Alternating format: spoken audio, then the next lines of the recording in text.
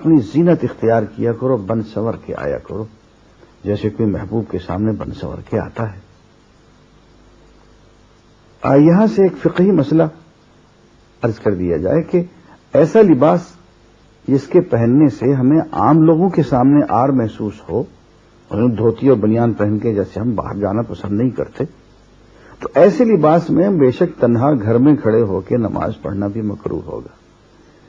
جو شرم ہم اللہ کے بندوں سے کرتے ہیں وہی شرم اس سے زیادہ ہمیں خود اللہ سے بھی کرنی چاہیے۔ تو ایسا نہ ہو کہ سڑے ہوئے بدبودار کپڑے، میلے کچیلے گندے پہن کے ہم نماز کے لیے کھڑے ہو جائیں، اس سے نماز مکروہ ہو جائے گی۔ فرمائے خذوا زینتکم عند کل مسجد، ہر عبادت کے موقع پہ زینت اختیار کر کے آیا کرو، بن سنور کے آیا کرو۔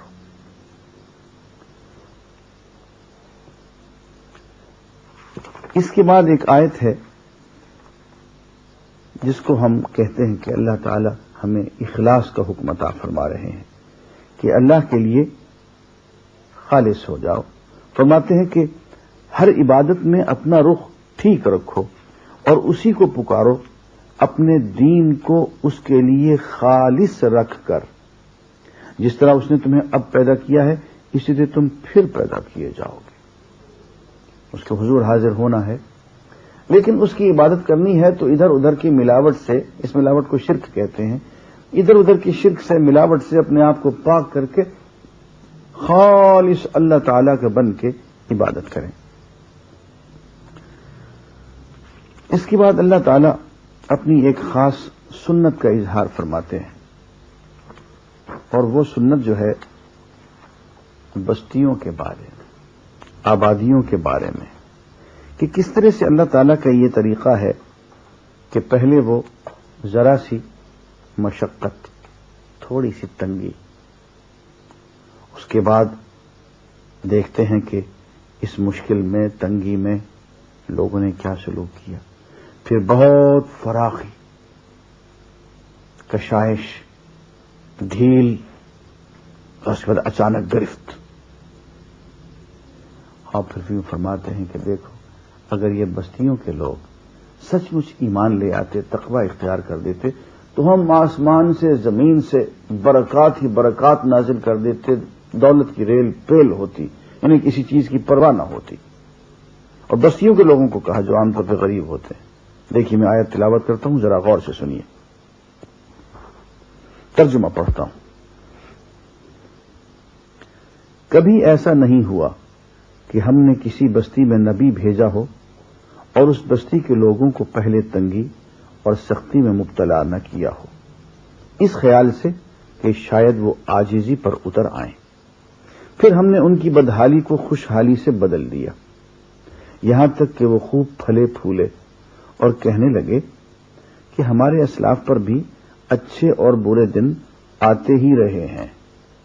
یعنی یہ تنگی کا آ جانا، غربت کا آ جانا، پھر دولت کا آ جانا، کشائش کا حاصل ہو جانا، فراخی کا، یہ تو روٹین کی باتیں ہیں، جیسے ہم پہ ہیں ایسے ہمارے باپ دادا پہ بھی آتی تھیں، اس میں کسی مدبر کا اور کسی اللہ تعالی کی تدبیر کا کوئی دخل نہیں ہے۔ تو پھر کیا ہوتا ہے جی؟ آخرکار ہم نے انہیں اچانک پکڑ لیا اور انہیں خبر تک نہ ہوئی۔ اگر بستیوں کے لوگ ایمان لاتے اور تقوی کی روش اختیار کرتے تو ہم ان پر آسمان اور زمین سے برکتوں کے دروازے کھول دیتے، مگر انہوں نے تو جھٹلایا، لہذا ہم نے اس بری کمائی کے حساب میں انہیں پکڑ لیا جو وہ سمیٹ رہے تھے۔ پھر اور ناظرین، آیات کا جو زیر و بم ہے عربی زبان میں اور جو زور ہے وہ اردو میں تو نہیں آ سکتا، یہ ہماری بدقسمتی ہے۔ لیکن ذرا غور فرمائیے کہ اللہ تعالیٰ کس طرح سے ہمیں جھنجھوڑتے ہیں اور متنبہ کرتے ہیں۔ ارشاد ہے، پھر کیا بستیوں کے لوگ اب اس سے بے خوف ہو گئے ہیں؟ یہاں بستی سے مراد آبادی ہوگی، یعنی سب لوگ۔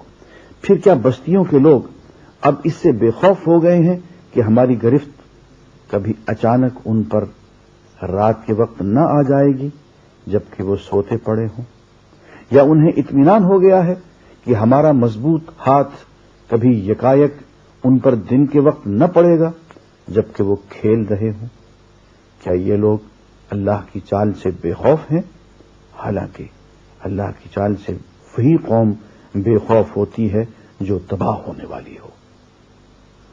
اس کی تشریح کرتے ہو تو مجھے ڈر لگتا ہے۔ میں آگے بڑھتا ہوں۔ یہاں پہ سیدنا موسیٰ علیہ السلام اپنی قوم کو تسلی دے رہے ہیں کہ دیکھو میاں، اگر تم متقی ہو، اگر تم سچ مچ اللہ والے ہو، مومن ہو، تو یہ زمین جہاں تمہیں بھیجا گیا ہے اس کے وارث تم ہو۔ موسیٰ نے اپنی قوم سے کہا اللہ سے مدد مانگو اور صبر کرو، زمین اللہ کی ہے، اپنے بندوں میں سے جس کو چاہتا ہے اس کا وارث بنا دیتا ہے، اور آخری کامیابی انہی کے لیے ہے جو اس سے ڈرتے ہوئے کام کریں، تقوی اختیار کریں۔ اس کی قوم کے لوگوں نے کہا، نبی سے قوم ذرا مخاطب ہو رہی ہے، ملاحظہ فرمائیے گا۔ اس کی قوم کے لوگوں نے کہا تیرے آنے سے پہلے بھی ہم ستائے جاتے تھے اور اب تیرے آنے پر بھی ستائے جا رہے ہیں۔ تو اس نے جواب دیا موسیٰ علیہ السلام نے، قریب ہے وہ وقت کہ تمہارا رب تمہارے دشمن کو ہلاک کر دے اور تم کو زمین میں خلیفہ بنائے، اور پھر دیکھے کہ تم کیسے عمل کرتے ہو۔ فرعون کی شکایت کرتے ہو کہ فرعون نے ہمارے بیٹوں کو ذبح کیا، ہماری بچیوں کو زندہ رکھا، فرعون نے اپنی بادشاہت سے ناجائز فائدہ اٹھایا۔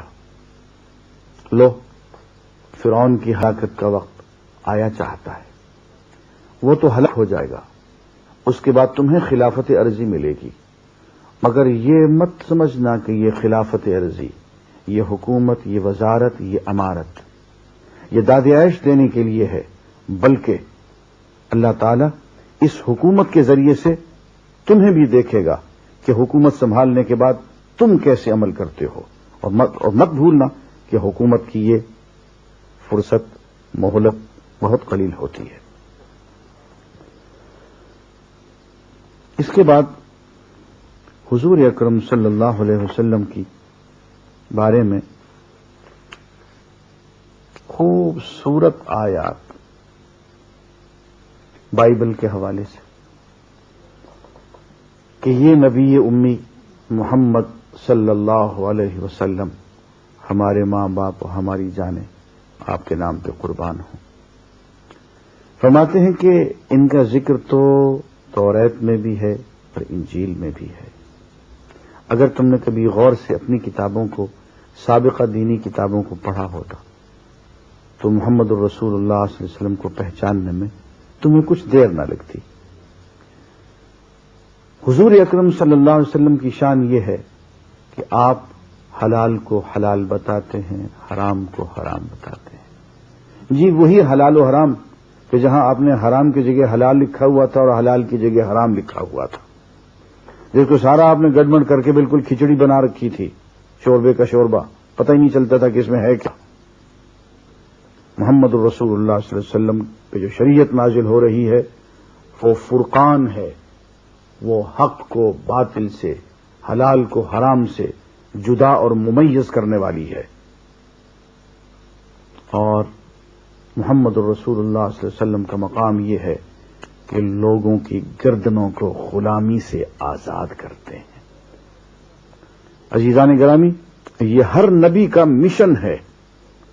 دنیا میں جتنے بھی نبی آئے، جتنے بھی رسول آئے ہیں، تمام رسل اور تمام انبیاء کا یہ مشن رہا ہے کہ وہ انسان کو انسان کی غلامی سے آزاد کرتے ہیں۔